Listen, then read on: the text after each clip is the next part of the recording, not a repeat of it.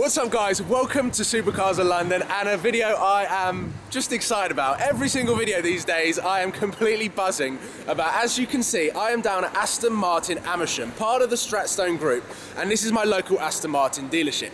So I'm down here in Amersham to pick up a car that you may have seen over social media for the weekend. I've got a 300-mile limit on this car, so I'm going to really put it to the test on what this car is like as a GT car, but also what it is like as the baby Aston with the 5.9 litre V12 in it. I'm not here to pick up a Vanquish, I'm not here to pick up a DB9, I'm in fact here to pick up the brand new 2016 Aston Martin Vantage V12S. 565 brake horsepower, 0 to 62 in 3.9 seconds, and the car that I'm going to be picking up here is the most beautiful spec I have ever seen on a V12 Vantage S. It is ticked every single box, so let's go check it out, jump in it and take it home. Oh!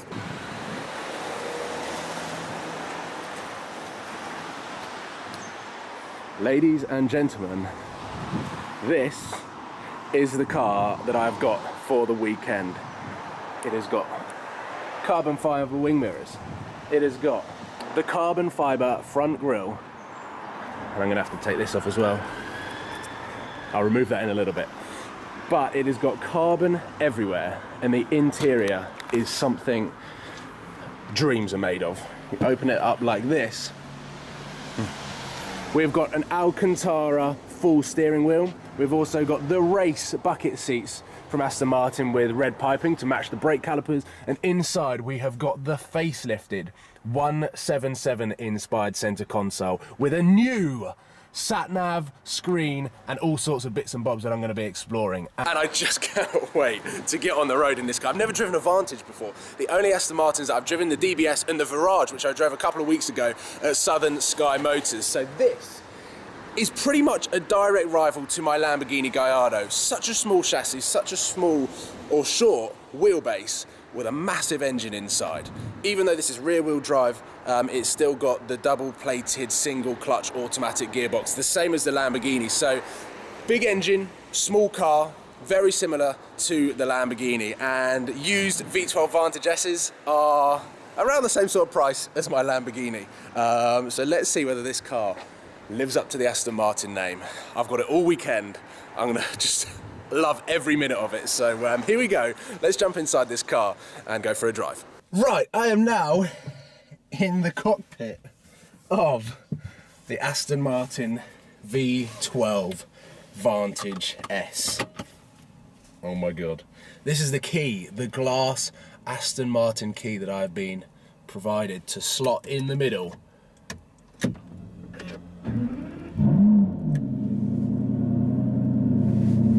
Oh, I don't even know what's going on. I don't even know what's going on. The Aston Martin handbrake is a weird one.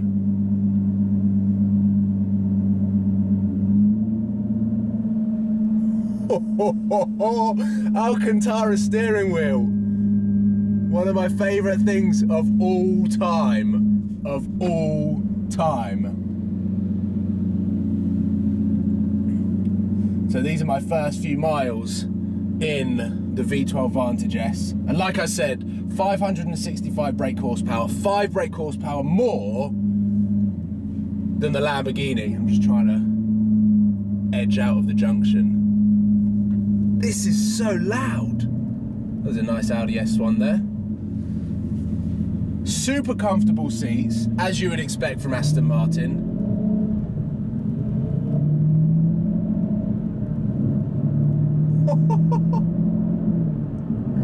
And I can feel the gear changes working their way through. And I have to say, I can imagine that this, on some country roads, is an out-and-out hooner. There are a few modes that I'm going to get myself familiar with before I start playing around with the car.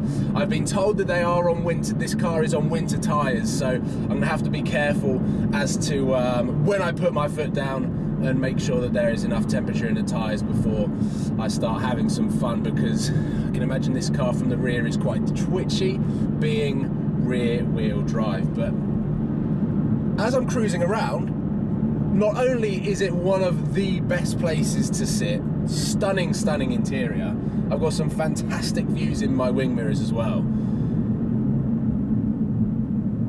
This is wicked. I feel like James Bond. Can I make this? Yeah.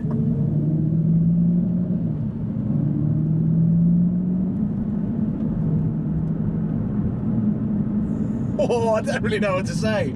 I feel like a kid at Christmas. Thank God I have turned 25. This is a bit of a dream come true, I think. One button I want to press pretty much immediately is the S. It's not even S, I just looked at it, it's Sport. And there we go. Oh, okay, this is quick. I was expecting the throttle response to be similar to the Vantage, which is definitely a GT car, completely forgetting that this is an out-and-out supercar with a 5.9 litre V12. That throttle response was instant. And one thing that I wanted to try in this car was to work out where the torque delivery comes, because the Vanquish and the Vantage and the DB9, because they are GT cars, because they are built for the big comfy miles, all of the torque delivery is at the top end, so when you're cruising at low revs, you don't really get too much sort of surge forward, but in this car you do. So as we're sat in the cockpit of the Aston Martin, I'm just going to show you around a few features that this car has. Oh look, it's almost like a mirror. Ooh. And this is the revised centre console taken out of the 177 that also features in the brand new Aston Martin Vanquish. It is all sort of touchscreen, as you can see, and then we've got some cool interesting buttons down here. We've got the suspension, and we've also got traction control. I can't believe how much of a mirror this is. You put the glass key in like so with your foot on the brake and slide it straight in. Don't take your foot off the brake until that red light on neutral stops flashing. And then we come to the new satellite navigation, music, multimedia system. By the way, this isn't where I live, so. And then you can control it all through, oh no, that's not working. You can control the phone, system settings, audio, navigation. To vehicle status, we've got a power meter which comes up. Track use only, refer to manual drive responsibly. Here you can see we've got power and torque. Within the middle we've got the rev range. So if I rev it up, it tells how much power was using, how much torque was using. I think that is one of the coolest features of this car. Fast forwarding a couple of hours now, as you can see I've changed and I'm a bit more prepared for the day, and my first activity of the day is I'm going to be turning up to an event. And I think most people, when they turn up to an event or whatever it is, this isn't a car event, I'm turning up to a family event, an Aston Martin is the car that everyone dreams of turning up to an event in. And today I'm lucky enough to have that opportunity and that experience of turning up to a pretty cool day. And my first impressions of the car, now that I've been behind the wheel of it for more than half an hour, is that this car is so different, yet pretty much exactly the same as my Lamborghini. And I know that doesn't make sense, but as the Lambo and the V12 Vantage, they both have massive engines in very small bodies. And the other similarity is these cars aren't particularly built for town or city driving, small spaces. Even though these are small cars, their single clutch gearbox isn't particularly built for stop-start, slow gear changes. And when you buy a V12 Vantage S or when you buy a Gallardo, you never really think that you're going to be in that environment, and most people never are. So it's a really invalid point as a negative on the car. But once you open this up and once you get onto some open roads, this car becomes an absolute animal and a real handful as well, because it's rear-wheel drive and 565 brake horsepower.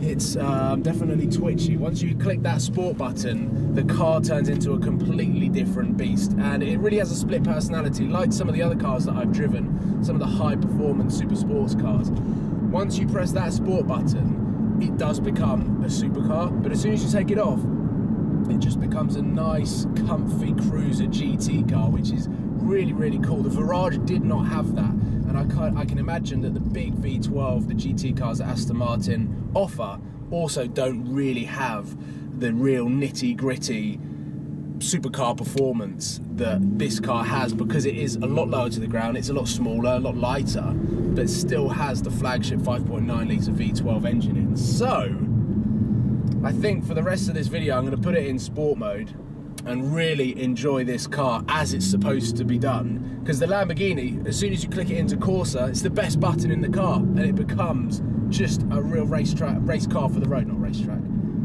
Just becomes an out-and-out supercar that just gets your blood pumping, and this car in sport mode is exactly the same, and it just becomes V12 engage.